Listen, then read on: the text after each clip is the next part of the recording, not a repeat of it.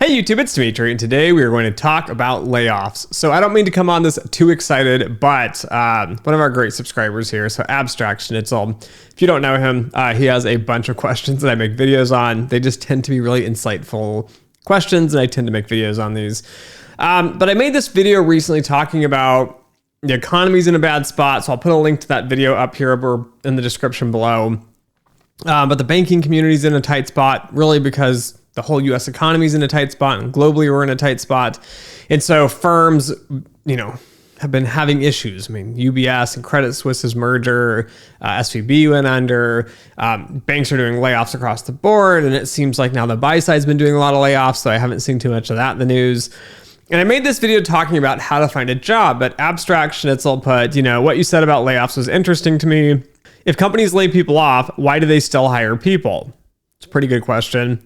Why don't they just keep the people they have? Are they hiring people with less experience to offset the cost of keeping someone who's more experienced? I'm just trying to make sense of layoffs versus hiring. Now, this is an excellent question because I know some departments that are hiring, they're expanding. And when I mean hiring and expanding, they're small teams that are doubling or tripling in size here. So we do see some growth. We do see some expansions and changes in the markets here. And I think it's a really good question to talk about layoffs, but no one wants to talk about it because if you talk about it, then it sounds insensitive. So let me go through the strategy though with you guys just a little bit so you kind of understand why companies still hire while they're doing layoffs and how the layoff process works, because it varies from firm to firm to firm, but I'm going to talk a little bit about the strategies here. So typically the way this works is you have some sort of department like FP&A, so financial planning and analysis, or you have your quant teams that have models that are churning out predictions for things like revenue and expenses and whatnot. There's varying degrees of accuracy. Your FP&A is going to be more internally focused and fairly simplified. For macroeconomic, like complicated forecasting predictions of volume and revenue, typically you'll have quants doing that, but it depends. You're going to have different views for different things. So you have FP&A and quants doing forecasts and predictions here. Senior management realizes the market sucks. They look at the numbers come in, and they say, okay, revenue's coming down. So right now what's happening, interest rates are going up. Banks are scared because they know people are going to start defaulting at a faster rate now because they can't afford higher interest rate loans, but rates have to go up because we have inflation, and to get inside of, ahead of the inflation to help curb the inflation, you have to keep rising rates, which makes loans more and more and more expensive here. Now, assets should be coming down like houses, but many other things with inflation just keep going up. So we're in a bind here. So banks realize that they need to cut back on loans in this example. And if you're in some other industry here, let's say, you're in, the peanut industry here, right? Maybe there's a decrease in demand for peanuts, for peanut butter and peanut products because, the economy's coming down and prices are going up and, people are going to buy less peanuts. It's the same with banks, right? We have loans. We're trying to make loans as the product we're selling. We realize the demand for those or the ability for consumers to purchase these loans are going to go down.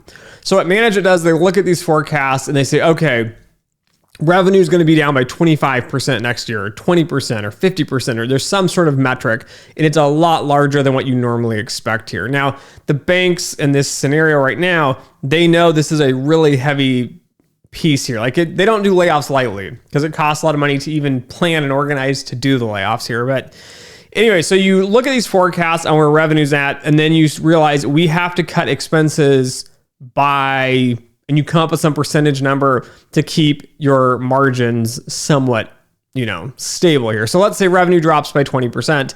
If your profit margins last year were 10%, you might say, okay, we're going to weigh it out and we're just going to make half as amount of profit, which is probably going to tank our stock price, but we're going to weather the storm. That's what some of the banks have been doing. And then, as the economy gets worse and worse, they realize okay, at some point, our revenue is going to drop below where our expenses are, and our expenses are going to be above our revenue, and we're going to be losing money.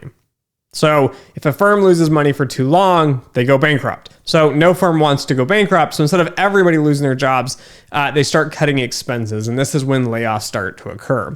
So this happens at the top. Senior management sets some sort of metric. And then the planning departments and the FP&A and accounting and all that figure out that we have to reduce X amount of expenses firm-wide. So let's say we need to reduce costs by 30%, which is huge, huge number. And then what they do is they say, okay, let's start looking through each of the departments. They start from top down and go down through, okay, how much expense is in each and every department now?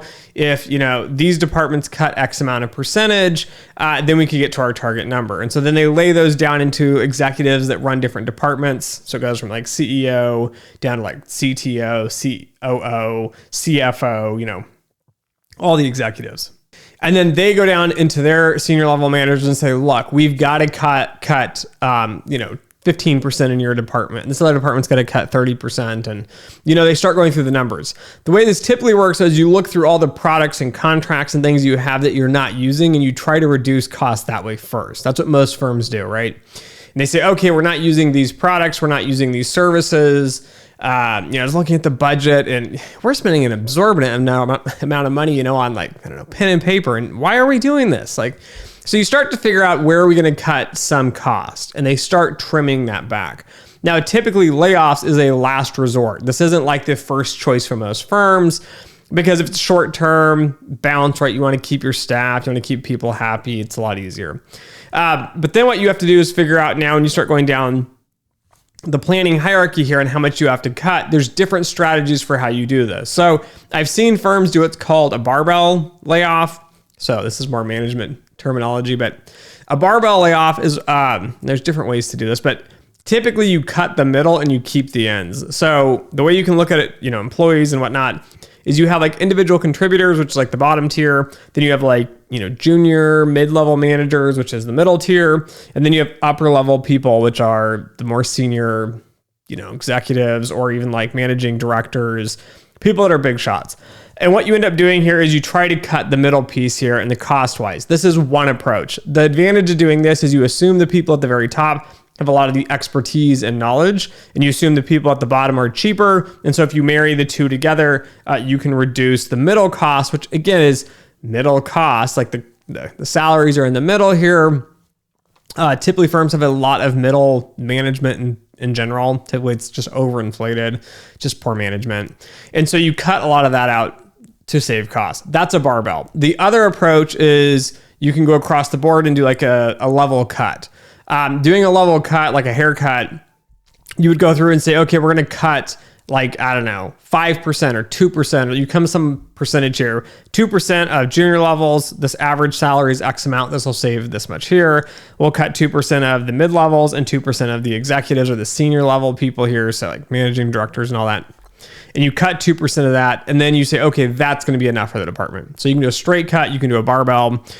You can do any other combination where you could cut maybe your junior hires. So maybe you realize last year you grew too much, you hired too many junior employees, and so you'll end up cutting out maybe like half your junior individual contributors. You make your mid-level managers do more individual contributor work, and then your senior top people aren't affected as much. And then the flip side of that, you could maybe cut out really senior people. Maybe you have too many senior people, maybe you've overspent, and you leave the middle and the junior piece here. So you can see you start to strategically think about cost. This is one thing to consider here. Now, if you want an example of this, Citibank recently is doing their layoffs. They're doing this last one where they're actually cutting out a lot of senior positions. And what I mean by this is Citi realized they don't need a bunch of heads, I believe, of countries, but I didn't read too much in the article, but they're cutting out a lot of senior staff. And instead, they're going to have a, senior person running the US market and a senior person running the international market.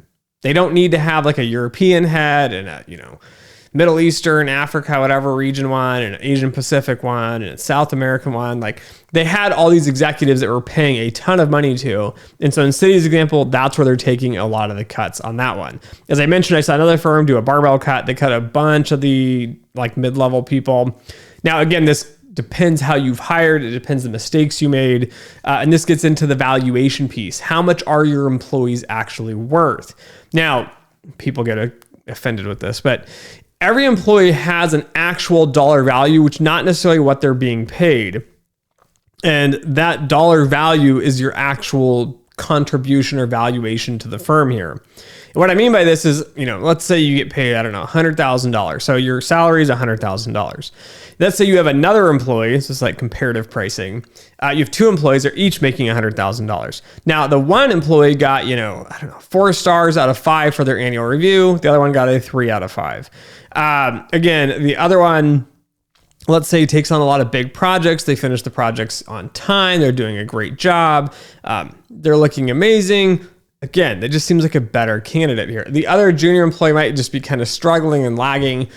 This is a good time to in layoffs. One approach is to go through and they just cut value. They look at value. So the most valuable employees at every single rank and tier they keep, and they try to cut out. So kind of like this haircut approach here, taking an even cut. You take out the weakest players at every single piece along the organization just to kind of trim up the fat a little bit. So again, that's another piece of this. Now, a lot of firms also get into these big hiring sprees. So tech here a few years back was in this mass hiring spree that they were going to hire all these people and build out these cool technologies, and the world was changing and yada, yada, yada. And they hire too many people. And so another approach that HR typically does, what they do is last in, first out, meaning, the newest employees that have joined are typically the first ones that are going to leave here. So this is another piece that you can do. Again, this comes more of like a valuation piece as well. Typically employees that have been there longer, have more experience, have better performance. Like, you're trying to retain as well some of the culture. You don't want people to feel scared and skittish. A lot of people, for some reason, think it's more fair to let go people that have been there the shortest period. That's another one. And then when you start looking at costs and things, you look at redundancies. So sometimes you have, let's say revenues are coming down. That means we're going to have less work. If we have less work, we're only going to need 1 or 2 people to do this task and 1 or 2 people to do that task. If you have teams that are 3, 4, 5, 6 people, and you really only need 1 person, they start to cut redundancies as well, which is kind of another strategy and approach with this. And I'll kind of finish this off here with another little strategy piece. A colleague of mine was always worried about. He never wanted to get promoted. Like, he was like, my time will come. And I'm like, dude, it's been like 4 or 5 years. Like it's time for the promotion. He's like, I don't want to get promoted too fast. And I'm like, I don't understand. And it was this valuation piece, trying to understand how, if he would get a bump, he'd get a big jump in pay. And again, sometimes you take out, again, the value piece here. You're the new employee. You just got bumped. You have the least experience in that new role. So when they go to do cuts, if you do kind of a haircut across the board, you will take out the newest employees in each position. So this is a different approach than just newest employees in a company. And because of this, he didn't want to get cut here, which is kind of an interesting piece with this. Now, to answer the question specifically, why do firms continue to hire while they're doing layoffs? This comes to the fact that you might realize you have too many employees in one specific department or one specific area, multiple areas, right? You start to realize, for example, like maybe, I don't know, maybe your accounting department is huge, and maybe you hired all these accountants last year, and you're ramping up thinking you're going to do a lot of revenue. When you go to do layoffs, your accounting department might take a mass hit, like say, I don't know, 30%, 40% of your accountants need to go because they just overhired. So in that case, you're going to reduce that. Now, firms still have to look long-term in planning. So you might have over budgeted the last couple of years. The recession might impact specific people. So you want to make sure that, you're cutting back where you're not going to need them.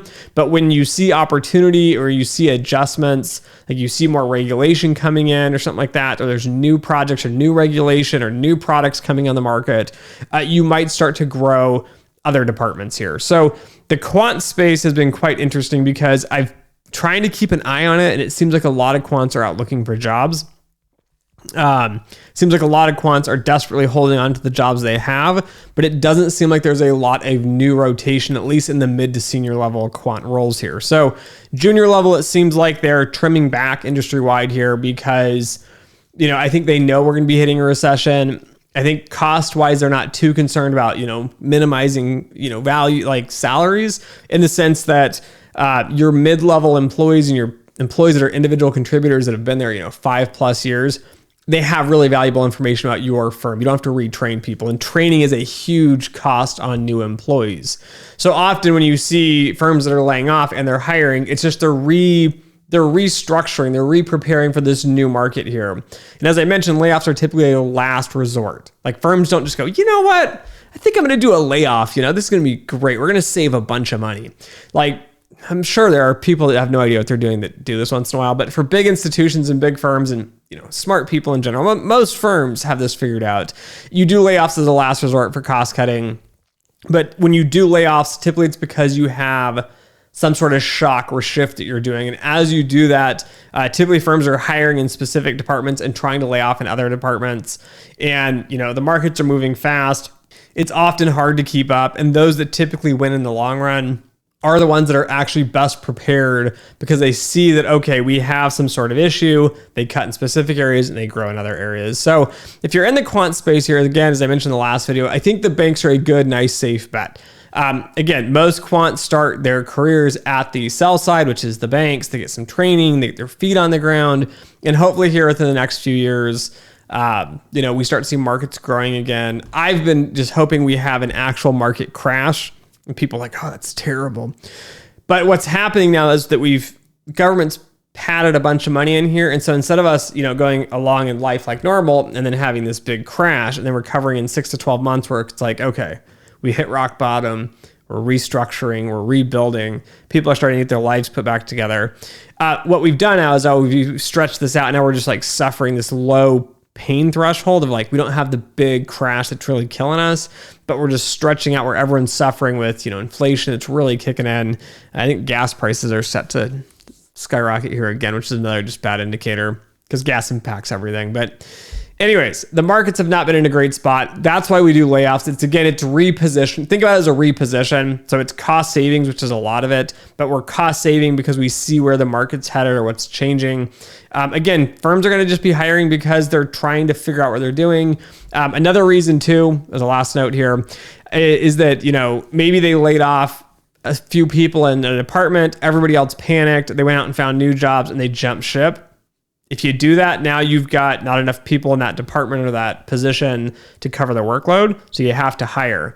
Again, layoffs are dicey because you don't want people to panic. You want to communicate clearly to your employees like, look, we need a reposition for these reasons. It's strategic. It's protecting everybody else's jobs. But we have to cut back because, the firm is going to be in a new market. We see a crash coming.